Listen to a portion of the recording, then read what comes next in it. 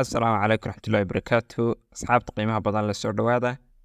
Maanta waxaan qaadan doonaa casharkeena 13aad ee vocabulary-ga. Intaynaan casharkeena gudbin, fadlan waxaan ka codsanayaa dadka cusub tahay channel-ka inaad subscribe tirahdid, sidoo kale aad casharka ilaa gareysid. Ku soo dhawaada casharkeena maanta. Numberka horeeya casharkeena wuxuu noqonayaa creative.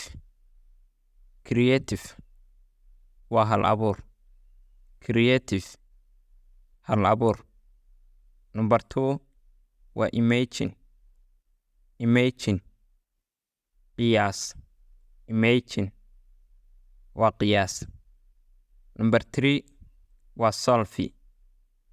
Solve waa xallin. Solve xallin. Number 4 waa stress. Stress waa diiqad. Stress waa diiqad. Number 4 waa reduce. Reduce yarayn. Reduce yarayn. Number 6 wuxuu noqonayaa memory. Memory. Memory waxa weeye xifdin. Memory xifdin. Number 7 waxa weeye opinion. Opinion waa fikrad. Opinion waa fikrad. Number 8 wuxuu noqonayaa image. Image sawir.